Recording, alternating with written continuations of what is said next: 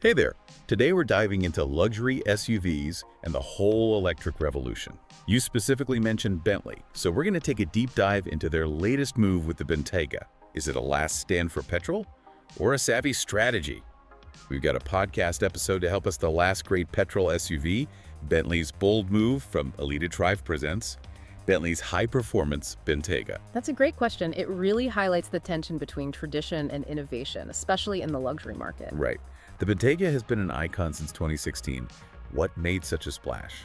Well, the Bentayga pushed the boundaries of what a luxury SUV could be. It wasn't just about size or price. It was this blend of handcrafted luxury, performance, and technology. Picture opulent leather, a powerful engine, and cutting-edge tech. Okay, serious luxury and performance. But here's where it gets interesting. Bentley's sticking with a V8 for this new Bentayga, even as others go electric. And not just any V8 542 horsepower. 5 family sedans packed into one SUV. It does seem counterintuitive. Our source suggests it's likely a tuned-up version of their existing V8, possibly even more potent since they're phasing out the W12 engine. So why stick with petrol when the world is going electric? Well, Bentley says they're catering to a specific clientele, drivers who still crave that visceral experience. Think of the sound, the raw power, that connection between driver and machine. Some argue you just don't get that with an electric car. So appealing to drivers who still value that classic thrill of a petrol engine. Exactly, catering to a niche market. But it's more than just the engine. Bentley has packed this Bentayga with performance features. Rear-wheel steering helps you maneuver, especially at lower speeds, an active anti-roll system, hydraulics to keep the car stable during cornering, and air suspension.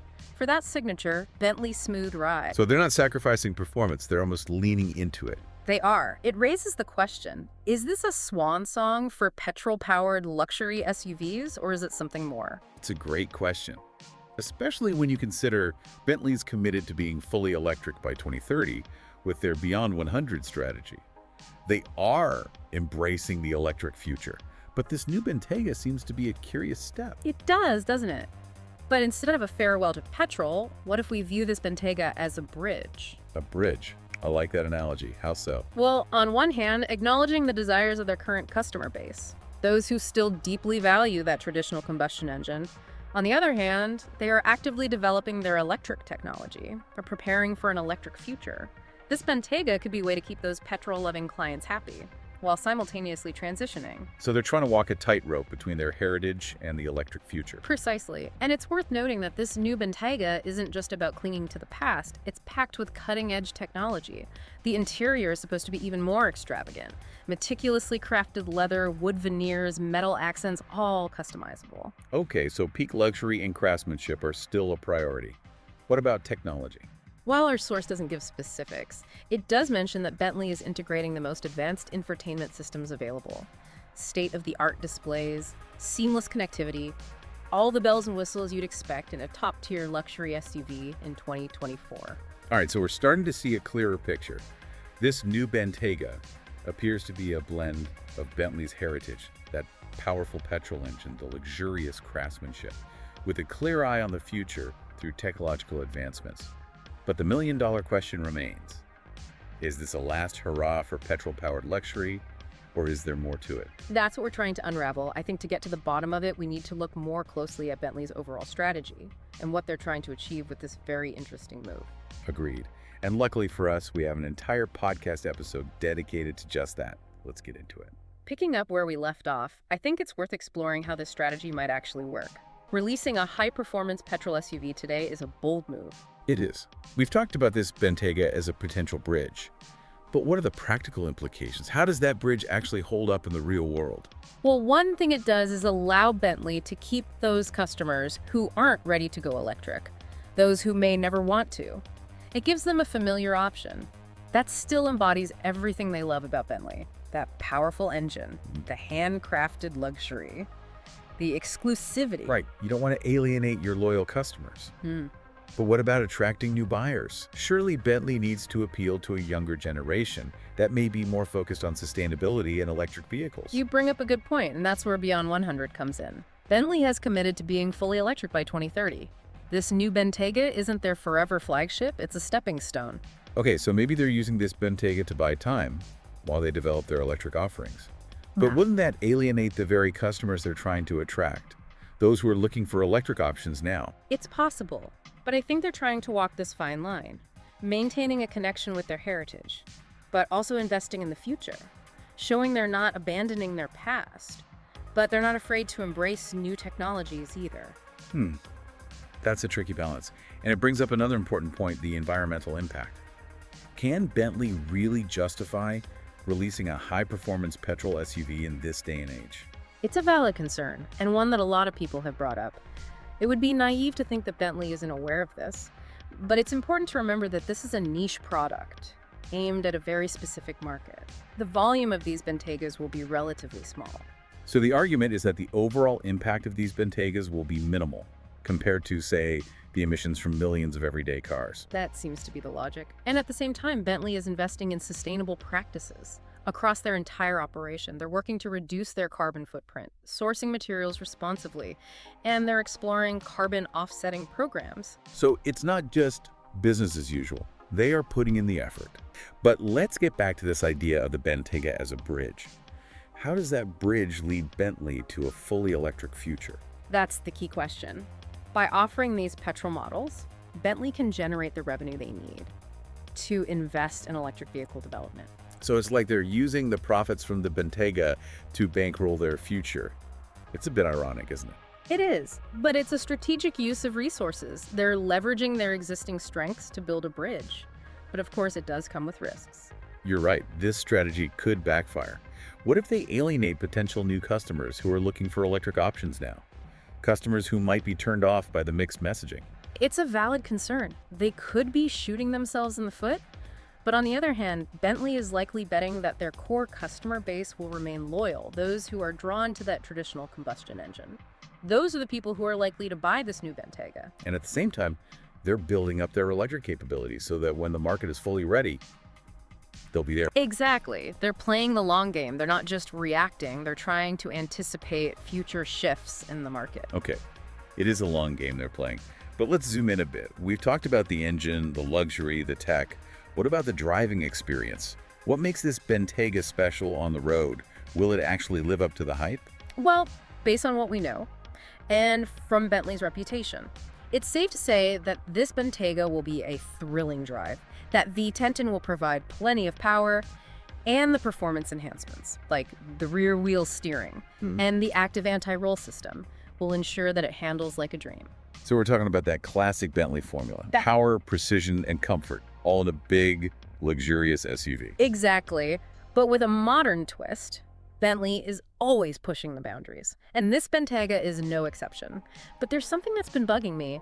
If Bentley is so focused on electric, why not just go all in right now? Why bother with this petrol model at all? That's a good question. Yeah. It seems a little contradictory. I mean, they've already set a goal to be fully electric by 2030.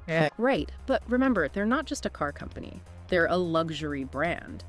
And part of that luxury experience is about offering choice, about catering to the very specific desires of their clientele, even if those desires seem a little outdated to the rest of us. So they're giving their customers what they want, even if it means going against the grain a bit. Sticking to their guns, even when the world seems to be moving in a different direction. I think so. They're recognizing that there's still a market for high-performance petrol vehicles, and they're not afraid to cater to that market. Maybe they even see it as an opportunity. It's a bold move, but it could pay off, especially if they can position this Bentayga as the ultimate expression of that traditional petrol-powered driving experience, kind of a last hurrah before the electric revolution. That's one way to look at it. And let's not forget the emotional aspect. For many Bentley enthusiasts, the sound of a powerful V8 is part of the allure. It's a visceral experience that an electric car can't replicate, at least for now. It's like the difference between listening to a vinyl record and a digital file. Both can be great, but there's a certain warmth and richness to that analog experience. I see your point. It's appealing to a certain nostalgia, maybe even a sense of rebellion against the homogenization of the car industry. Exactly. Bentley is tapping into that emotional connection, but they aren't operating in a vacuum. They're facing competition from other luxury SUV manufacturers, many of whom are pushing into the electric space. That's right. So how does this Bentayga stack up against the competition? What makes it stand out, especially as the market is becoming electric. Well, Bentley has always been known for its blend of luxury, performance, and exclusivity. And this new Bentayga certainly delivers. It's a statement piece, a vehicle that's designed to turn heads. But there are plenty of luxury SUVs that can do that. What makes the Bentayga different? It's the combination of factors: the handcrafted luxury, the powerful engine, the performance enhancements. All of these come together to create an experience that's uniquely Bentley. And with this new Bentayga, they're adding another layer: the appeal of the last roar. I like that, the last roar. It definitely captures that sense of exclusivity, that connection to a bygone era of motoring. Yeah. But how do they translate that into actual sales? Who are they targeting with this message? They're definitely going after a specific buyer, someone who appreciates tradition, who values that visceral driving experience, and who isn't afraid to stand out, someone who is willing to pay a premium. So, not your average eco-conscious millennial who's looking for the latest in electric vehicle technology. Probably not, but there's still a sizable market for drivers who crave that traditional automotive experience, and Bentley is betting that this Bentayga will resonate. It's a gamble, but it's a calculated one, and if they can pull it off, it could be a brilliant way to solidify their position. It's a high-stakes game. Okay. But I have to admit, it's fascinating to watch. I agree, they're not just following the trends, they're creating their own path, and in a world where everyone is striving for the same electric future, that kind of boldness can be a powerful differentiator. It's a reminder that sometimes zigging when everyone else is zagging can be a recipe for success, especially in the luxury market, where exclusivity and differentiation are everything. Makes you think about the future of the whole car industry. We're in this weird in-between. Electric is gaining momentum, but petrol isn't quite out yet. Absolutely. You can see how companies are trying to navigate this shift. While staying true to their brand, it's delicate. They don't want to alienate their current customers, but they also need to adapt and appeal to new buyers. It's like they're trying to be two things at once: a guardian of tradition and a pioneer of innovation. Exactly. So what do you think the next few years hold for the industry? Will we see a clear winner between petrol and electric? Hard to say. My guess is we'll see a lot of experimentation, different approaches. Some might go all in on electric, while others might try to hold on to petrol. And where do you see Bentley fitting into all of this? They seem to be taking a rather unique approach. I think Bentley is in a very interesting position. Strong heritage, loyal customer base, willingness to take risks, as we've seen with this Bentayga. So you don't think they're just along for the ride, they're trying to shape the future of the luxury automotive experience? I think it's fair. They're not just following the trends. They want to set the standard for what a luxury vehicle can be, regardless of petrol or electricity. That's bold. But if anyone can pull it off, it's probably Bentley. They've certainly got the history. And the resources. Don't forget they're owned by Volkswagen, one of the largest automakers. That gives them a big advantage. Research and development, access to cutting-edge technology. Right, they have a lot of tools. But beyond the technical aspects, there's also brand perception. How do they maintain that aura of exclusivity and luxury in a world where electric vehicles are becoming more common? That's a challenge for all luxury car makers, not just Bentley. But I think Bentley has a few things working for them. First, a long history of craftsmanship, attention to detail.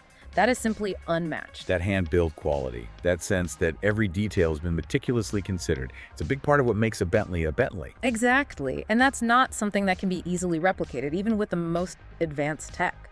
Second, they have a knack for storytelling, creating a narrative around their vehicles. That resonates. You're right, they're not just selling cars, they're selling a lifestyle, an experience, Yeah. a sense of belonging. And this new Bentayga with its last roar plays perfectly into that. It does. It taps into that nostalgia, a longing for a time when cars were more than just appliances, when they were symbols of power, freedom, individuality.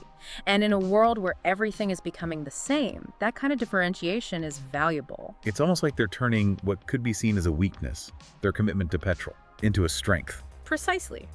They're framing it as a choice, as an opportunity to experience something unique and special that will soon be gone. And for a certain buyer, that's appealing. You know, thinking back to everything we've discussed, it strikes me that this whole Bentayga situation is about more than just one car or one company. It's a microcosm of the larger trends shaping the automotive industry and perhaps even society. I agree. It's a reflection of our changing values, our anxieties about the future, and our desire to hold on to the things we cherish, even as the world transforms. And it raises some big questions about the future of driving. What will it mean to drive? In a world where cars are autonomous, electric, and perhaps even shared, will we lose that connection with our vehicles? Will driving become just a utility? Or will there always be a place for the thrill of the open road, the joy of the drive, even if it's electric rather than petrol?